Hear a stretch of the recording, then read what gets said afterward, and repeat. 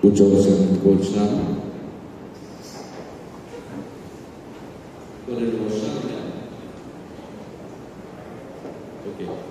ఈ సమయంలో నేటి ఆరాధన కొరకు సిద్ధపరచబడినటువంటి పరిశుద్ధమైనటువంటి వాక్యము మార్కు సువార్త 11వ అధ్యాయము 12 నుండి 14 వరకు మన మధ్యలో ఉన్నటువంటి సమాధానం జయరాజమ్మ గారు ముందుకు వచ్చి చదివించాల్సిందిగా నేను కోరుచున్నాను.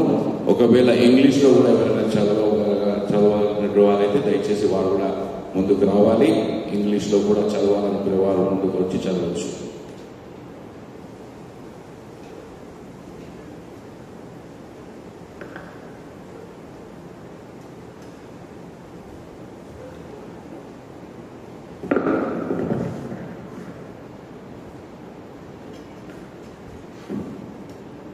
ఈ దినం కొరకై ఏర్పరచబడినటువంటి వాక్యము మార్కు సువార్త 11వ అధ్యాయము 12 నుండి 14 వరకు. మార్కు సువార్త 11వ అధ్యాయము 12 నుండి 14 వరకు, పేజీ నంబరు 42. మర్నాడు వారు బేతనియ నుండి వెళ్ళుచుండగా ఆయన ఆకులు కొని ఆకులు గల ఒక అంజూరపు చెట్టును దూరం నుండి చూచి దాని మీద ఏమైనాను దొరుకునేమో అని వచ్చాను. దాని వద్దకు వచ్చి చూడగా ఆకులు తప్ప మరి ఏమీ కనబడలేదు. ఏలైనగా అది అంజూరపు పండ్ల కాలం కాదు. అందుకైన ఇంక మీదట ఎన్నటికీ నీ పండ్లు ఎవరునూ తినకుందురుగాక అని చెప్పాను. ఇది ఆయన శిష్యులు వినిరి. చదవడి వాక్యము దేవుడి గురించి ఆశీర్వదించుగాక. థ్యాంక్ యూ వెరీ మచ్ గారు. ఈ సమయంలో చాలా ప్రాముఖ్యమైనటువంటి సమయంలోనికి దేవుడు మనల్ని నడిపించబోతున్నాడు కనుక దాని నిమిత్తమై సిద్ధపాటుగా 400 సంఖ్యలో 454వ పాట పాడుదిన తదంతరం మనల్ని ప్రేమించి మన సుపరిచితుడు ఆత్మీయుడు దేవుని యొక్క సేవలో కొనసాగుతున్నటువంటి సహోదరుడు శామ్యూల్ గారికి సమయాన్ని నేను అప్పగిస్తున్నాను. అందరూ లేచిన పడతారు.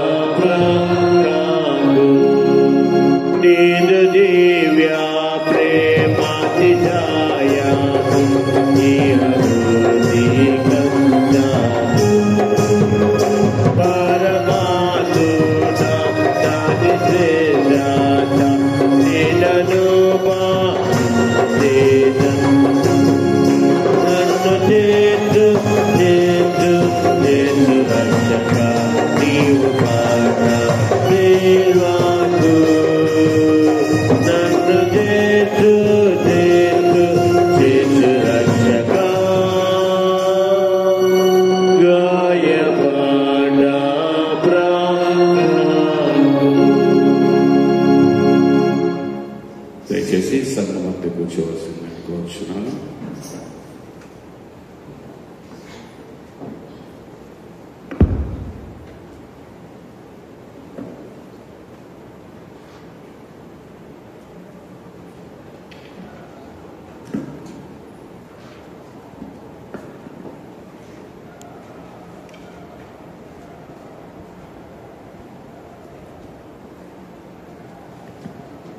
దేవుని పరిశుద్ధ నామమునకు స్తోత్రాలు. ఈ అవకాశం ఇచ్చినటువంటి దైవజనులకు 2025 ఈ పరిశుద్ధ వారములో ప్రపంచమంతటా కూడా మన సహవాసం ఎక్కడెక్కడైతుందో అక్కడ ఇదే వర్తమానాన్ని ఒక్కొక్క దైవజనుడు ఒక్కొక్క కోణములో మాట్లాడుతూ ఉంటారు. వారందరి కొరకు ప్రార్థించే బాధ్యత భారము మనందరి మీద ఉంది. ఎందుకనగా సంఘము యొక్క క్షేమాభివృద్ధి కొరకు, సంఘము యొక్క పరిమళ వాసన కొరకు, సంఘము యొక్క సిద్ధపాటు కొరకు, సంఘము యొక్క పెళ్లి కుమార్తెగా మనందరము ఒకే రక్తంలో కడగబడినటువంటి వారముగా మన యొక్క సంస్థ ఎక్కడ వరకైతే వ్యాపించిందో అక్కడ వరకు అందరూ కూడా ఒక దినమున ఆయనతో మనము ఉండబోతున్నామన్న విషయాన్ని ఈరోజు నేను సంఘమంతటికి జ్ఞాపకం చేస్తూ ఉన్నా. ప్రతిసారి కూడా ఇంచుమించు నేను ఈ పరిశుద్ధ వారంలో మాట్లాడడానికి నాకు అవకాశం ఇచ్చినప్పుడల్లా కూడా ఎంతమంది జ్ఞాపకం ఉందో లేదో కానీ ప్రతిసారి కూడా ఇదే దినం నాకు అనుగ్రహించబడుతుంది. ఎందుకు మరి అది దేవుని చిత్తం, మరి ఎవరెవరు ఏ రకంగా ప్రార్థిస్తున్నారో అది నాకు తెలియదు. కానీ నేను మాత్రము దీని గురించి ఇదే రోజు నాకు ఇవ్వబడాలని మాత్రం ప్రార్థన మాత్రం చేయలేదు. కానీ దేవుడే దాన్ని ఏర్పాటు చేస్తూ ఉన్నాడు. కనుక మనము ఈ దినమున ప్రత్యేకంగా చదవబడినటువంటి లేఖన భాగంలో నుంచి కొన్ని విషయాలు చాలా జాగ్రత్తగా మనసు పెట్టి ఆత్మ చెవులతో ఆత్మానుసారమైన హృదయముతో దేవుడు మనతో మాట్లాడుతున్నప్పుడు జాగ్రత్తగా వినాలని ఇదే సువార్తలో రాయబడింది. ఆ మాట ఎక్కడుందంటే మార్కు సువార్త 4వ అధ్యాయము 24వ వచనం. మరియు ఆయన మీరేమి వినుచున్నారో జాగ్రత్తగా చూచుకొనుడి. మీరెట్టి కొలతతో కొలుతురో మీకును అట్టి కొలతతోనే కొలవబడును, మరి ఎక్కువగా మీకు ఇవ్వబడు. ఎంత ఎక్కువగా మనం వింటుంటామో ఆ వినేటటువంటి కోణములో ఎంత జాగ్రత్తగా మనము ఆ మాటల్ని అంగీకరిస్తామో వారికి మరి ఎక్కువగా ఇవ్వబడుతుంది. మీరు ఎంత ఎక్కువగా వింటే అంత ఎక్కువగా ఇవ్వబడుతుంది. ఫంక్షన్కి పోయినాం అనుకుంటే ఎక్కడన్నా మనకి ఇష్టం వచ్చినంత పెట్టమంటే పెడతారు. మనం ఎంత తినమంటే అంత వాళ్ళు పెట్టరు, కానీ మనము తిన్నంత పెడతారు. ఒకవేళ మనము తినే టైంలో తక్కువ పడ్డదని మళ్ళీ అడిగినామనుకోండి, వాళ్ళు లేదు అన్నప్పుడు మనం ఎట్లా స్పందిస్తాం? ఎలా స్పందిస్తాం మనం? అయ్యో ఇంత దూరం వస్తుంది ఈ ఫంక్షన్కి, నాకు అనుగ్రహించబడినంతగా లేక నా పొట్టకు సరిపోయేటంతగా దొరకలేదని బయటికి మనం చెప్పకపోయినా హృదయంలో మాత్రము ఆ యొక్క ఆలోచన మనం కలిగి ఉంటాం. ఆత్మీయ జీవితంలో ప్రభు ఎంతవరకు మనమైతే వినడానికి ఇష్టపడతామో, ఆ వినేటటువంటి స్టెప్పులో ఎంత జాగ్రత్త కలిగి ఉంటామో అంత ఎక్కువగా ప్రభు మనతో మాట్లాడాలని ఇష్టపడతాడు. ఆయన మాట్లాడుతున్నప్పుడు మనము చాలా జాగ్రత్తగా వినాలి అనేటటువంటి విషయాన్ని జ్ఞాపకం చేస్తున్నాం. కనుక యేసు ప్రభు యెరూషలేము నుంచి బేతనీయ గ్రామానికి వెళ్ళాడు. మళ్ళీ అక్కడి నుంచి తిరిగి వెళ్ళుచూ ఉన్నప్పుడు రాత్రి బేతనీయలో ఉన్నాడు. ఆ తర్వాత బేతనీయ నుండి మళ్ళీ యెరూషలేము పట్టణానికి వెళుతూ ఉన్నాడు. ఈ వెళుతున్నటువంటి సమయంలో మార్గములో ఆయనకు ఒక చెట్టు కనబడింది. ఆ చెట్టు మనము ఏ చెట్టు మనకు అందరికి బాగా తెలుసు. ఈ చెట్టు విషయంలో ప్రభు యొక్క తీర్మానం ఏంటిది అనే విషయాన్ని జ్ఞాపకం చేసుకోండి. ఆయన మార్గమును వెళుచుండగా ఆయన ఆకలి కొనినట్లుగా మనం చూస్తూ ఉన్నాం. మత్తయి సువార్త రాసినటువంటి దైవజనుడు అంటాడు, నేను ఆకలి కొనిచిని మీరు నాకు భోజనము పెట్టలేదు అని అన్నాడు. యేసు ప్రభు వారికి భోజనం పెట్టే స్థాయిలో మనం ఉండాలనుకుంటే ఆయన మనకిచ్చినటువంటి భోజనాన్ని సంతృప్తిగా తిని ఆ తిన్నటువంటిది మన జీవితానికి అనువహించుకొని ఆత్మీయ జీవితంలో ఫలించినప్పుడే ఆయన ఆకలి కొనినప్పుడు మనం భోజనం పెట్టగలం. రెండవ కోణంలో మనం గమనించినట్లయితే అక్కడ వాళ్ళు అడుగుతారు, మీరు ఎప్పుడు ఆకలి కొంటారు, మేము ఎప్పుడు నీకు భోజనం పెట్టకపోతామనంటే, మీ తోటి సహోదరులకు కానీ మీ తోటి సహోదరులకు కానీ లేక మీ పొరుగువారికి కానీ లేక తోటి వారికి కానీ మీరు పెట్టలేదు గనక నాకు పెట్టలేదు అనే మాట రెండో అంశంలో మాట్లాడతారు. కనుక విషయాన్ని చాలా జాగ్రత్తగా గమనించాలి. ఆయన మార్గమున వెళ్ళుచున్నప్పుడు ఆయన ఆకలి కొని ఆకులు గల ఒక అంజూరపు చెట్టును దూరము నుండి చూచాడు. ఇక్కడ ఒక మాట గమనించాలి, ఆయన దూరం నుండి చూచాడు. దూరం ఉంటే ఒక ఆలోచన, దగ్గరుంటే ఇంకొక ఆలోచన, ఇంకా దగ్గరికి వస్తే ఇంకొక ఆలోచన. అంటే దగ్గరికి వస్తూ ఉంటుంటే ఆలోచన మారుతుంది. కానీ ఇక్కడ మనం గమనించాలి, యేసు ప్రభు వారు అక్కడికి వచ్చి రాగానే ఆయన ఆకలి కొన్నట్లుగా లేఖనం సెలవిస్తుంది. ఆయన దూరము నుండి ఆ చెట్టును చూచి దాని మీద ఏమైనా దొరుకునేమో అనేటటువంటి ఆలోచన. యేసు ప్రభు తెలియదా, చెట్టు పెంచింది ఆయనే, దాన్ని అభివృద్ధి పరిచింది ఆయననే. కానీ అక్కడ ఒక మాట గమనించాలి, ఎందుకొరకు ఆ మాట్లాడుతున్నాం. చూడండి, మనం పాత నిబంధన గ్రంథములు చూసినట్లయితే హిజ్కియా రాజు దగ్గర ఆయనకు మరణకరమైనటువంటి వ్యాధి వచ్చినప్పుడు యెషయా ప్రవక్త ద్వారా దేవుడు సెలవిస్తాడు, నేను ఆయన ప్రార్థన అంగీకరించాను, నేను ఆయనకు మళ్ళీ ఆ మరణము నుంచి విడిపిస్తున్నాను, కనుక నువ్వు వెంటనే వెళ్ళి నువ్వు బ్రతుకుతావు అని చెప్పిన తర్వాత దేవుడు చూపించినటువంటి ఒక మంచి విషయాన్ని అక్కడ చూపిస్తున్నాడు. ఏంటంటే, నీవు ఆయన కొరకు ఆ గాయం పోయేటట్లుగా ఏం పెట్టమనంటే అంజూరపు పండ్ల ముద్ద ఆ గాయం మీద పెడితే తగ్గిపోతుందని అన్నాడు. హిజ్కియా రాజు గారికి అంజూరపు పండ్ల ముద్ద స్వస్థత కలగజేసినట్లుగా చూస్తాం. అదే విధముగా న్యాయాధిపతుల గ్రంథములో ఒక సందర్భంలో చెట్ల గురించి మాట్లాడతాడు. ఈ చెట్ల దగ్గరికి మిగతా వాళ్ళందరూ వచ్చి అడుగుతారు, నువ్వు మా మీద రాజు అయి ఉండు.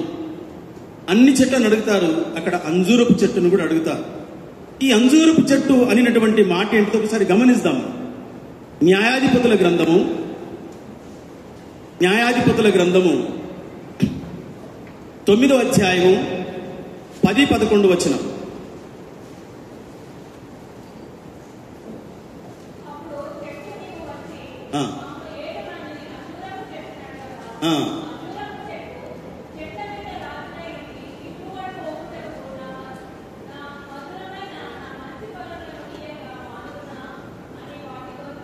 ఇక్కడ గమనించినట్లయితే మిగతా చెట్లన్నీ కూడా ఒక్కొక్క చెట్టుకు అడుగుతూ వచ్చినారు. అంజూరపు చెట్టు దగ్గరికి వచ్చి కూడా అడుగుతున్నారు. ఏమని అడుగుతున్నారంటే, మీరు మా మీద రాజుగా ఉండాలి. అప్పుడు ఈ చెట్టు ఏమన్నదంటే, అంజూరపు చెట్టు, నా మాధుర్యమును నా మంచి ఫలములను నేను ఇయ్యక మానుదునా అని వారితో అన్నట్లుగా చూస్తాం. అంటే మాధుర్యాన్ని ఇచ్చేటటువంటి చెట్టు, మంచితనాన్ని, మంచి ఫలాలను ఇచ్చేటటువంటి చెట్టుగా ఈ రెండో భాగంలో చూస్తున్నాం. కానీ యేసు ప్రభు వారు ఈ లోకములో ఉన్నప్పుడు ఎందుకొరకు ఆయనకు ఫలాలు ఇవ్వకపోయింది? ఇది ఆత్మీయ జీవితమును మనం గమనించాలి. యేసు ప్రభు మన దగ్గరికి వచ్చినప్పుడు మనం ఏమి కలిగి ఉండాలంటే ఫలములు కలిగి ఉండాలి.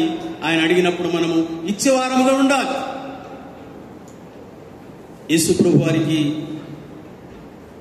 కోపముతో అన్నాడో, లేక ఆత్మీయ జీవితంలో వాక్యాన్ని ఎత్తిపట్టి, తన నామాన్ని ఎత్తిపట్టి ఆ చెట్టును పలకరించినాడో, లేక ఆ చెట్టును శపించినాడో అనేటటువంటి మాట గమనించాలి. ఎందుకొరకు ఆ చెట్టును శపించవలసి వచ్చింది? ఎన్నో చెట్లున్నాయి. ప్రత్యేకంగా ఆయన దృష్టి ఆ చెట్టు మీదకే వెళ్ళిపోయింది. యోహాను సువార్త 10వ అధ్యాయంలో ఎంత చక్కని మాట ఉంది. మీరు నా యందును నేను మీ యందును ఉండి నీడల మీకు ఏది ఇష్టమైనది కూడా నేను మీకు ఇస్తానన్నాడు. కానీ ఆ తర్వాత అంటాడు, మీరు బహుగా ఫలిస్తే నా శిష్యులు అవుతారు. కనుక ఆత్మీయ జీవితంలో ప్రియమైన సంగమా, మనము ఫలించేటటువంటి చెట్టలాగా ఉండాలి.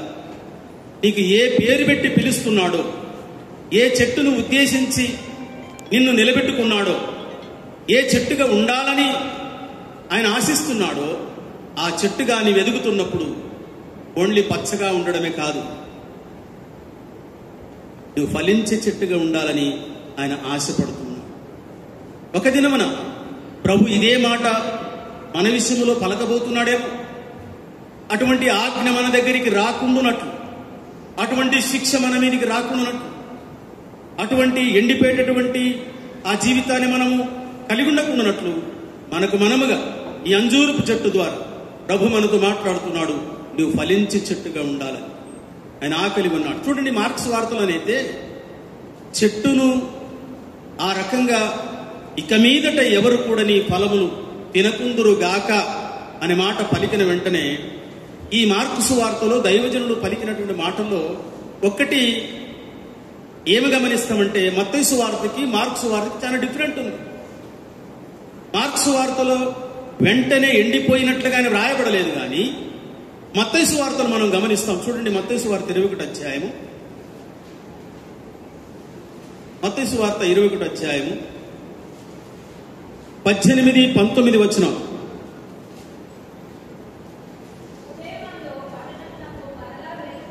ఉదయమందు పట్టణమునకు మరలా వెళ్ళుచుండగా ఆయన ఆకలి కొనెను.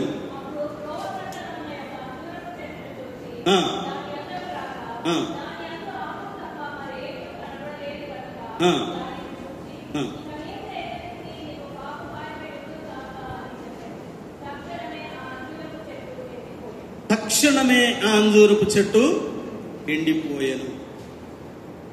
అక్కడ చూసినట్లయితే ఎండిపోయినట్లుగా మనకు ఆ దైవజనుడు మనకు చూపించలేదు. కానీ మత్తయ్య గారు పలికిన వెంటనే ఆ చెట్టు ఎండిపోయేను అనేటటువంటి విషయాన్ని చూస్తున్నాం. ఆత్మీయ జీవితంలో మనం ఎండిపోయిన స్థితిలో ఉన్నామా, లేక ఫలాలు ఫలించే స్థితిలో ఉన్నామా? అపోస్తలుడైన పౌలు అంటాడు, ఆత్మీయ జీవితంలో మనం చాలా ఫలించే వారముగా ఉండాలి. ఆత్మ ఫలము అనే మాట వాడబడింది బైబిల్లో. ఆత్మచేత మనం ఎందరైతే నడిపించబడతారో, ఆత్మచేత ఎందరైతే నింపబడతారో, ఆత్మచేత ఎందరైతే ఆత్మీయ జీవితాన్ని, ఆత్మీయమైనటువంటి విషయాలు పొందుకుంటారో, వాళ్ళు ఆత్మీయంగా ఫలించకుండా ఉండలేరు. అనుక్షణము కూడా ప్రార్థన జీవితములు గాని, వాక్య ధ్యాన జీవితములు గాని, సావాసములో సమయానికి రావడములు గాని, దేవునికి ఇవ్వవలసినటువంటి సమస్తాన్ని ఇచ్చే విషయములు గాని, ప్రేమ విషయములు గాని, సాత్వికం విషయములు గాని, ఆశానిగ్రహం విషయములు గాని, ప్రేమలు గాని మనము ఆత్మ ఫలము కలిగి ఉండాలి. గలతీయులకు రాసిన పత్రిక 5వ అధ్యాయం 22వ వచనములో ఆత్మ ఫలము అని అన్నాడు. అక్కడ 9 గుణగణాలు చూపెట్టాడు. అక్కడ మొట్టమొదటి గుణం ఏంటిదంటే ప్రేమ అనే మాటతో ఆరంభించాడు. చూడండి, ఒక మాట చూడండి. గలతీయులకు రాసిన పత్రిక 5వ అధ్యాయము 22వ వచనం.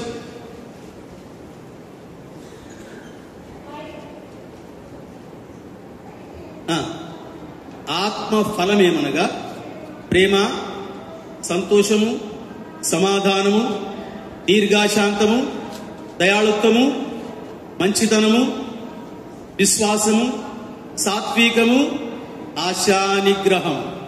ఈ 9 ఒకే ఫలములో ఇమిడి ఉన్నటువంటి గుణగణ. ఈ 9 రకమైనటువంటి ఫలము మనము కలిగి ఉన్నప్పుడు ఎవరికైనా కూడా రుచికరంగా కనబడాలి. రుచికరంగా కనబడాలి లోకానికి గాని, సంఘానికి గాని, దైవ సేవకులకు గాని, తోటి వారికి గాని, ఇరుగు పొరు వారికి గాని మన ఆత్మీయ జీవితంలో అటువంటి రుచిని కలిగి ఉండాలి. పౌలు అంటాడు, మరణించేటటువంటి వారికి మరణపు వాసనగా ఉన్నాను, జీవించేటటువంటి వారికి జీవపు వాసనగా ఉన్నానంటాడు. ఎటువంటి సువాసన కలిగి ఉన్నాం? ప్రభు ఎందుకొరకు మన నిమిత్తమై తన ప్రాణాన్ని అర్పించుకున్నాడు. మనమందరం కూడా ఒక సంఘముగా, ఒక శరీరములో ఉన్నటువంటి వారు. ఆయన అంటాడు పరిమళ వాసనగా ఉండాలంటాడు. సంఘం యొక్క క్షేమాభివృద్ధి కొరకు ఆయన ఇచ్చినటువంటి ఫలమును కలిగి ఉండాలని ప్రభు ఆశపడుతున్నాడు. నువ్వు ఆశపడితే కొన్నిసార్లు మనం ప్రార్థన చేస్తుంటాం, దేవా నువ్వు ఆశ కలిగిన ప్రాణాన్ని తృప్తి పరుస్తావు కదా అని అడుగుతుంటాం. మనం ఎన్నెన్నో ఆశిస్తాం ప్రభు దగ్గర నుంచి. మనకు కావలసిన వాటన్నిటినీ ఆశిస్తాము. పక్కోళ్ళకి ఏదైనా దొరికింది అనుకోండి, మన దగ్గర లేదు, అది కూడా ఆశిస్తూ ఉంటాం. ప్రభా వాళ్ళకి అది దొరికింది, వాళ్ళు అడగగానే దొరికింది, నాకు కూడా ఇవ్వవా అని అడుగుతాం. అది ఇవ్వకపోయాడు అనుకోండి, ఏం చేస్తాం అప్పుడు? ఇదిగా చేంజ్ అయిపోతుంటాం. అయ్యో నేను అడిగింది ఇవ్వకపోయా, వాళ్ళకి ఇచ్చేగానే నాకు ఇవ్వకపోయా అని నిరాశపడుతుంటాం. మళ్ళీ ఎప్పుడైనా అవసరం వచ్చినప్పుడు మళ్ళీ అడుగుతుంటాం, ప్రభా నువ్వు ఆశ కలిగిన ప్రాణాన్ని. కానీ ఆయన ఆశపడుతున్నాడు మన దగ్గర నుంచి. ఏది ఆశపడుతున్నాడు నువ్వు గమనించాలి. నీవు నేను గమనించి ఆయన ఆశను తీర్చేవారం ఉండాలి, ఆయన కోరికను మనము తీర్చేవారం ఉండాలి. అంతే కీర్తనకారుడు ఏమన్నాడంటే 20వ అధ్యాయంలో కీర్తనకారుడు ఒక మాట అంటాడు. 20వ అధ్యాయము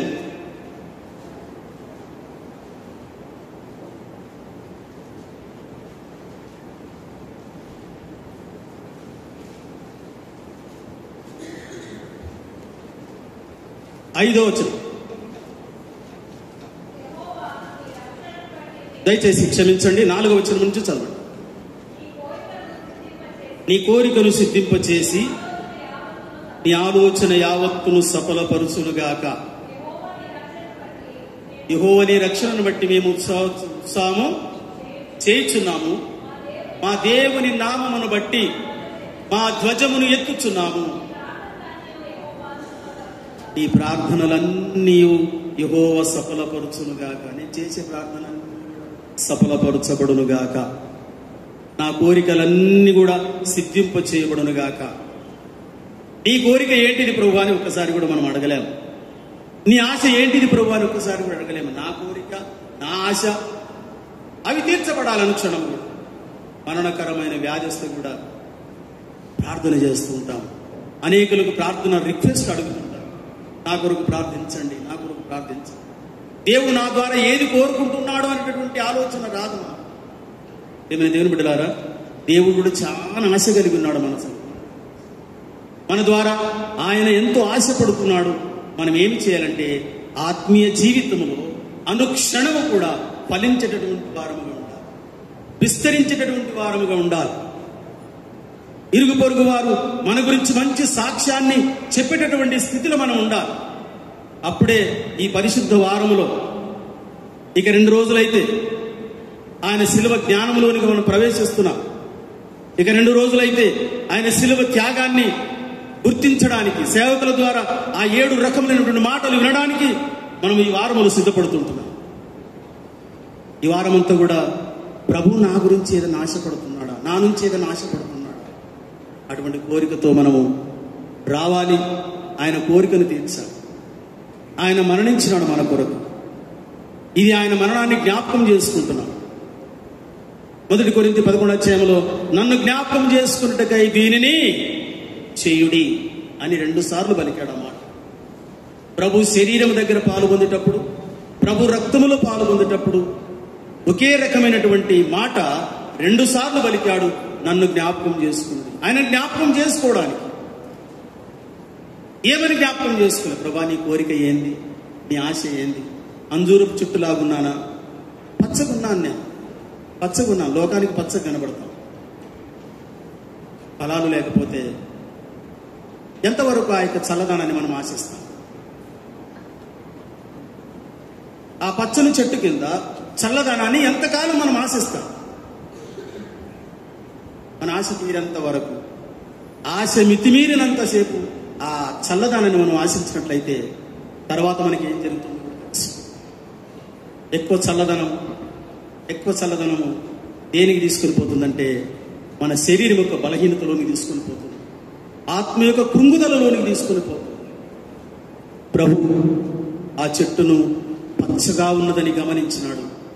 దాని యొద్ద ఏమైనా దొరుకుతుందేమని ఆశతో వచ్చాడు. కానీ కండార చూసినప్పుడు ఏమి దొరకలేదు. ఆయనకు కోపం వచ్చినట్టుగా, చెట్టును శపించినట్లుగా మనం చూస్తున్నాం. ప్రియమైన దేవుని బిడ్డలారా, మల్కాపూర్ ఈ బస్తీలో గత ఎన్నో సంవత్సరాలుగా ఏ వర్తమానాన్ని ప్రతి సంవత్సరం మనం వింటూ ఉంటాం. ఎవరికైనా ఆత్మీయ జీవితంలో ఇదిగో నేను ఇంత ఫలించాను అనే సాక్ష్యాన్ని చెప్పగలిగే స్థితిలో ఉన్నాం. మనం ఫలించి ఇతరులకు కూడా ఆ ఫలభరితమైనటువంటి రుచిని మనము చూపిస్తున్నామా, లేక ఆ రుచిని వారికి అనుభవించినట్లుగా మనము సాక్ష్యాన్ని కలిగి ఉన్నాం. ఇప్పుడు అది లేకపోయినట్లయితే ఈరోజు ప్రభు మనతో మాట్లాడుతున్నాడు.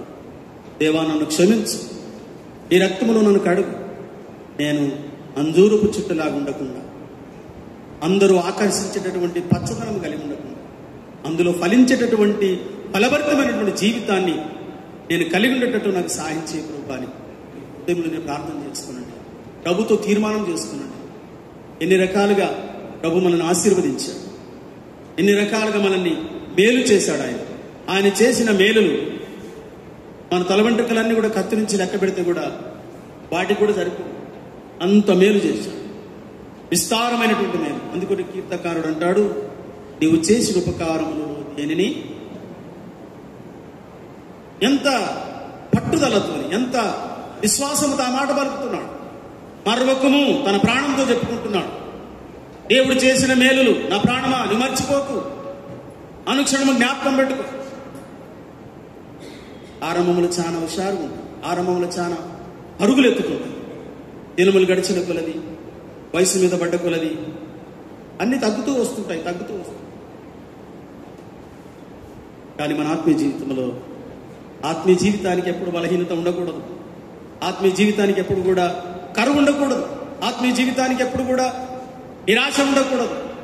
ప్రభు అనుక్షణము కూడా మనకు అన్ని మేలులతో నింపుతాడు, అన్ని ఫలాలతో నింపుతాడు. ఆ ఫలాలన్నీ మనం అనుభవిస్తూ ఆ ఫలాల చేత ఆయనను తృప్తిపరిచే వారముగా ఉండాలి. ఆయనను మనము సంతోషపెట్టే వారముగా ఉండాలి. ఆయనకు మహిమనిచ్చే వారముగా ఉండాలి. ఆయనకు ఘనత తీసుకొచ్చే వారముగా ఉండాలి. అప్పుడే ప్రభు అంటాడు, నన్ను గణపరచు వారిని నేను గణపరుస్తాను. వెంటనే మళ్ళా మన రుణాన్ని తీర్చుకుంటాడు ఆయన. నువ్వు ఆయనను గణపరచు. ఏ విషయంలో? అంజూరపు చెట్టులాగా పచ్చగా ఉండి ఫలించకుండా ఉన్నట్టు కాదు. పచ్చగా ఉండాలి, ఫలించాలి. ఫలించి ఆయనకు మహిమను తీసుకొస్తే, ఆయనకు ఘనత తీసుకొస్తే ఆయన నిన్ను గణపరుస్తాడు, నన్ను గణపరుస్తాడు. అటువంటి ఘనత మనందరం కలిగి ఉండాలని ప్రభు ఆశపడుతుంది. చూడండి, ఇంకొక మాట చూసుకున్నాం, ముగించుకుందాం. లూకాసు వార్త 13వ అధ్యాయంలో మనం గమనించినట్టు అక్కడ ఒక మాట ఉంది. వ్యవసాయకుడు గత 3 సంవత్సరాలుగా ప్రయాసపడ్డాడు. ఈ మాట అనేక సార్లు మనం చదివాం. మన తర్వాయి భాగంలో కూడా బైబిల్ ముగించుకునేటటువంటి సమయంలో ఎప్పుడో ఒకసారి ఈ లూకాసు వార్త 13వ అధ్యాయం మనకు వస్తుంది. ఆ వచనాన్ని చదివేటప్పుడు ఎప్పుడైనా ప్రభు మనతో మాట్లాడా? సంవత్సరాలు గడిచిపోతున్నాయి. ఇక్కడ గమనించినట్టయితే 13వ అధ్యాయం 6వ వచనం నుంచి 9వ వచనం వరకు చాలా చక్కగా వ్రాయబడింది. మరి ఆయన వారితో ఉపమానము చెప్పాను. ఒక మనిషిని ద్రాక్ష తోటలో అంజూరపు చెట్టు ఒకటి నాటబడి ఉండెను.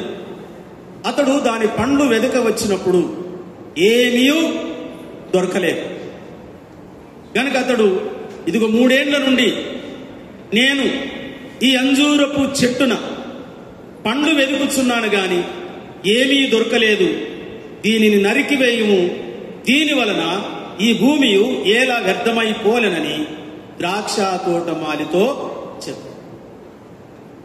ఇప్పుడు ప్రయాసపడ్డటువంటి వ్యక్తి, దాని కొరకు శ్రద్ధ కలిగి ద్రాక్ష తోటకు చేసినటువంటి పని ఈ అంజూరపు చెట్టు కూడా చేసి ఉంటున్నాడు.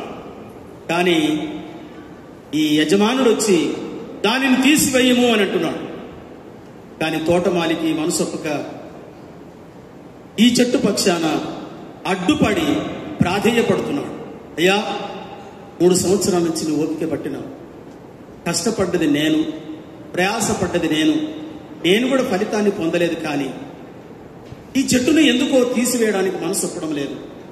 నా మీద దయ ఉంచి, ఎవరి మీద?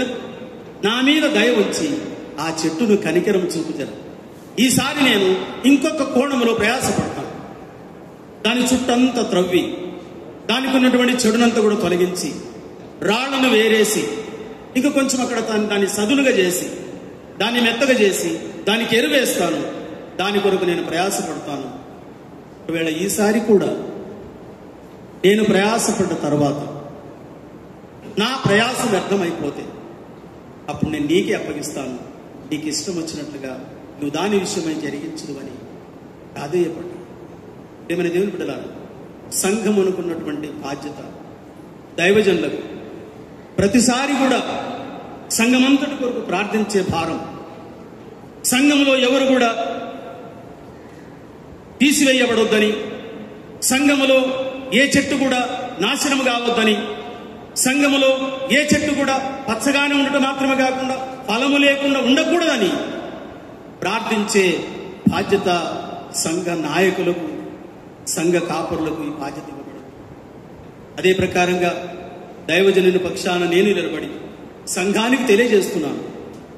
ఒకవేళ ఆత్మీయంగా ఫలించకపోతే, ప్రభు ఆశను మనం నెరవేర్చకపోతే, ఆయన తీసివేయక ముందే సంఘం యొక్క నాయకులు కానీ, బాధ్యత కలిగినటువంటి అందరూ కానీ, ఈ విషయంలో సంఘములో ఎవరు కూడా ఎండిపోవద్దు, ఈ సంఘములో ఎవరు కూడా అంజూరపు చెట్టులాగా ఉండొద్దు, పచ్చగా మాత్రమే కనబడి ఫలాలు లేకుండా ఉండకూడదని ప్రార్థించేటటువంటి వారందరి పక్షాన నేను కూడా ఒకనిగా ఏకీభవించి మనవి చేస్తున్నాను. ప్రేమన సంఘమా, ఎవరైతే ఫలించలేకుండా ఉంటున్నారో ఈసారి నీకు అవకాశం ఇస్తున్నాడు.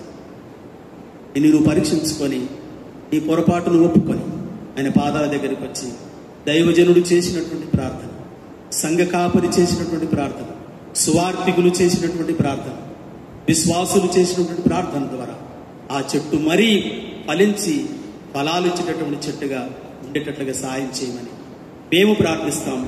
మీరు ప్రార్థించండి. ఎవరైతే ఫలించలేకుండా ఉంటున్నారో ఈ 2025లో మళ్ళీ గుడ్ ఫ్రైడే వచ్చే టైం వరకు ఇదిగో నేను ఫలించాను అనేటటువంటి సాక్ష్యాన్ని చెప్పిపెట్టలుగా ఉండాలని దైవజనునిగా మనవి చేస్తూ, బ్రతిమలాడుతూ, ఆశిస్తూ ఈ అవకాశాన్ని అనుగ్రహించినటువంటి దైవజనులకు మరొకసారి హృదయపూర్తిగా వందనాలు చెల్లిస్తున్నాను. ఆహ్వానించినటువంటి సంఘానికి మరొకసారి వందనాలు చెల్లిస్తుంటున్నాను. దేవుడి అనుగ్రహించినటువంటి మాటలు మీ అందరి హృదయం ముద్రించి నీరు కట్టి ఫలింపచేసి ఏది విన్నామో అది జాగ్రత్తగా మన హృదయం భద్రపరుచుకొని ముందుకు సాగిపోవటం 2026లో నేను ఫలించాను అనేటటువంటి సాక్ష్యాన్ని చెప్పే బిడ్డలుగా ఉండాలని మీకందరికీ మనవి చేసుకుంటూ దేవుడి మాటలు మీ హృదయం ముద్రించాలని మనవి చేసుకుంటూ ఈ అవకాశాన్ని ముగిస్తున్నాను. దేవుడు మిమ్మల్ని ఆశీర్వదించి దీవించునుగాక.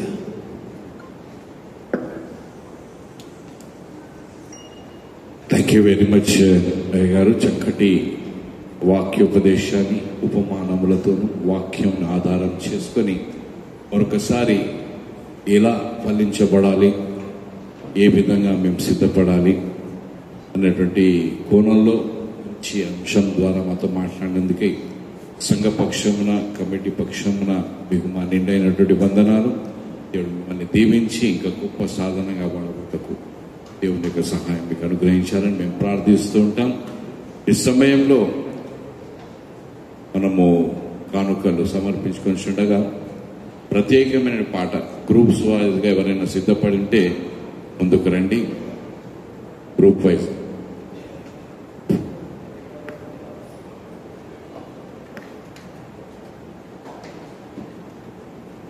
మొదటి గ్రూప్ వారు సిద్ధంగా ఉంటే మొదటి గ్రూప్ వారు రండి.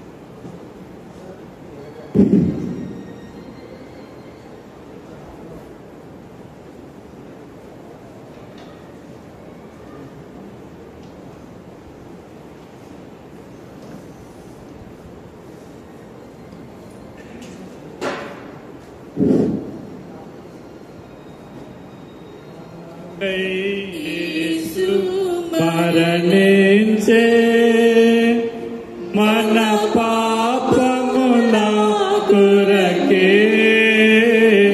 నిత్య జీవమునిచ్చుటకే చాచుండు సజీవుడాయ నిత్య జీవమునిచ్చుటకే చాచుండు సజీవుడాయ తృణీకరింపబడే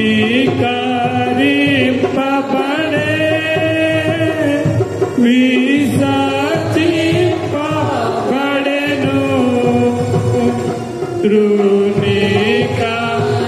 తృణీకరింపబడే విసర్జింపబడెను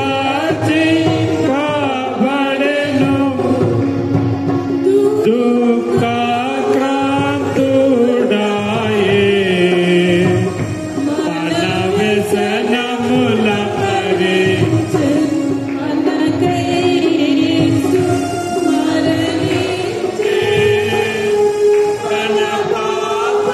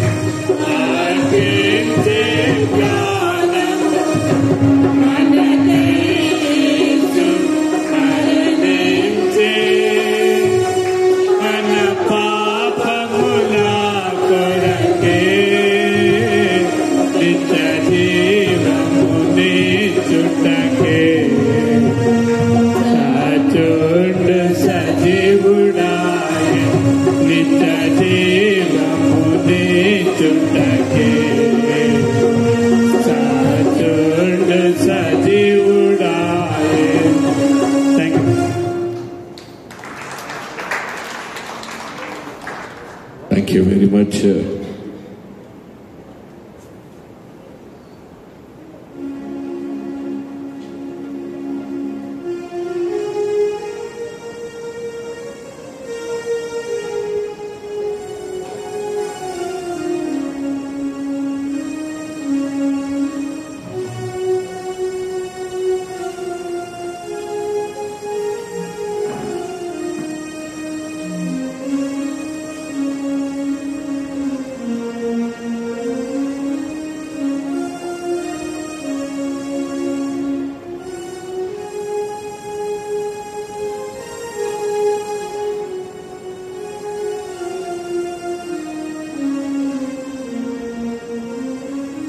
ప్రార్థన చేసుకుందాం. కానుకల నిమిత్తమై పరిశుద్ధుడా, ప్రేమగల తండ్రి, కృపలనైనా ఈ పరిశుద్ధమైన ప్రశస్తమైనటువంటి నామాన్ని ఇదిగో ప్రభువా మా యొక్క జీవితంలో యొక్క ప్యాషన్ వీక్ లో మరొకసారి నైనా ఆత్మీయంగా ఎదుగుటకు మాకు ఇచ్చినటువంటి యొక్క సహవాసాన్ని బట్టి మీకు పొందనాలు. మీ నుండి పొందుకున్న మేళ్ళకి కృతజ్ఞతగా సమర్పించి కానుకలని హస్తాన్ని, కుటుంబాన్ని, వారు చేసినటువంటి పనిని, ఉద్యోగాన్ని, వ్యాపారాన్ని, వ్యవసాయాన్ని, చదువులను దీవించి ఆశ్రయించి ఫలించి అదుపరచమని, అరవేంతల నూరంతల ఆకాశవాక్యం పట్టజాలను విస్తారం సమృద్ధిగా ప్రతి ఒక్కరికి కుమరించమని సమర్పించే కానుకలు మీ యొక్క పరిశుద్ధ ఆలయంలో వాడబడ్డ కృపను నడిపింపు దయచేయమని ఏ స్నామం నడిపేడుకొచ్చిన తండ్రి. ఈ సమయంలో దయచేసి గమనించాలి, ప్యాషన్ వీక్ లో మనం రేపు అనగా వెనస్డే 16th April 2025 కి మరొక అదన ఉంటుంది. సాయంకాలం 7:30 మన మధ్యలోకి రెవరెండ్ యాంజెలినా మస్సి గారు వాక్యాన్ని ఉపదేశించారు కనుక సిద్ధపడి వచ్చినటువంటి మీరందరూ రేపు కూడా రండి. మరి ఇంకొద్ది మందిని తీసుకొని రావడానికి ప్రయత్నం చేయాల్సిందిగా నేను కోరుచున్నాను. దేవుడి యొక్క కృప, దేవుని యొక్క సన్నిధి మనకు అనుగ్రహించి నడిపించబడాలని దయచేసి అన్ని ముందు కొనసాగుటకు దయచేయాల్సిందిగా నేను కోరుచున్నాను. అదేవిధంగా బ్యాప్టిజం నిమిత్తమై సిద్ధపడినటువంటి బిడ్డల కొరకు ప్రత్యేకంగా మీ యొక్క అనుదిన ప్రార్థనలో మీరు వారి కొరకు ప్రార్థన చేయాల్సిందిగా నేను మీతో కోరుచున్నాను. ఇంకా ఏదైనా ప్రకటన ఉండేలా మీకు తప్పనిసరిగా తెలియపరచబడుతుంది. రేపు గ్రూప్ 4 వారు ఒకవేళ సిద్ధంగా ఉంటే ఒక ప్రత్యేకమైన పాటకు సిద్ధపడి ఉండాల్సిందిగా నేను కోరుచున్నాను. సునీత ఎలేజా అంటే రాలేదు కనుక గ్రూప్ 4 మెంబర్స్ ఎవరైనా ఉంటే దయచేసి ఇన్ఫర్మేషన్ పాస్ చేయాల్సిందిగా, సిద్ధపడి రావాల్సిందిగా నేను కోరుచున్నాను. అందరు లేచి నిలబడదాం. ముగింపు పాట ఆంధ్రకేశ్వర కీర్తన 193వ పాట, ముగింపు ప్రార్థన, పరలోక ప్రార్థన ఆశీర్వాదంతో ఈ యొక్క ఆరాధన మనం పెంచుకున్నాం. చూడాలి సిలువను వేలాడు యేసయ్య.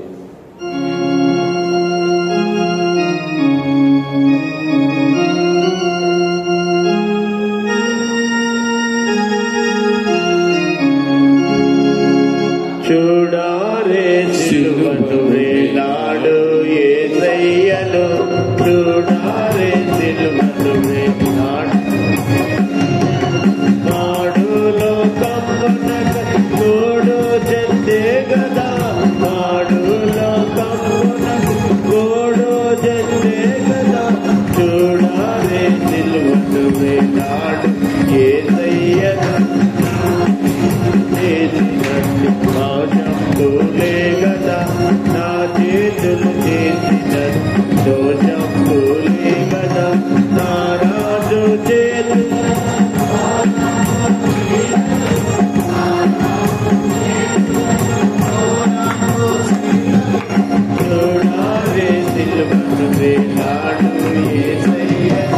దురితంబు తలపులే పరమ గురుని శిరముపై దురితంబు తలపులే పరమ గురుని శిరముపై జనరు లేక మొత్తెనయ ముట్లాకి రీతమై జనరు లేక మొత్తెనయ ముట్లాకి రీతమై చూడాలే సిలువను వేలాడు యేసయ్యను పరిగెత్తి పాదములు చేసిన పాపములు పరిగెత్తి పాదములు చేసిన పాపములు పరమ రక్షకుని పాదములలోన మేకులు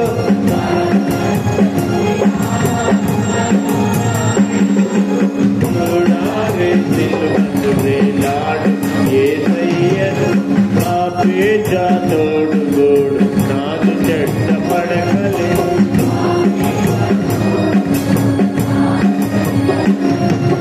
పరమ గురుని ప్రక్కలోన బల్లెంపు కోటలో ప్రక్కలోన బల్లెంపు కోటలో చూడాలి సిలువను వేలాడు యేసయ్య. ప్రార్థన చేసుకుందాం. పరిశుద్ధుడా, ప్రేమల తండ్రి, కృపలనైనా మీ పరిశుద్ధమైన ప్రశస్తమైనటువంటి నామాన్ని నైనా మా యొక్క జీవితంలో మీరు మాకు అనుగ్రహించినటువంటి ఈ యొక్క పరిశుద్ధ వారంలో నైనా మేము ముందు కొనసాగుతూ నైనా మీ యొక్క కృపలో మా యొక్క ఆత్మీయ స్థితి నైనా మా యొక్క ఆత్మీయ పరిస్థితి ఎలా ఉందో పరీక్షించుకుంటకు మమ్మల్ని బలపరుస్తూ నడిపిస్తుందికే మీకు ఒకవేళ ప్రభా మేము ఫలించే స్థితిలో లేని విన్నటువంటి వాక్యాన్నంతా నేను ఆధారం చేసుకుంటూ నేను మంచి ఫలాలను ఇచ్చే ఆత్మీయ ఫలాలను ఇచ్చే స్థితిలో నేను నిలబెట్టి నడిపించమని పెట్టుకొచ్చాం. వాక్యోపదేశాన్ని అందించినటువంటి అయ్యగాన్ని దీవించండి.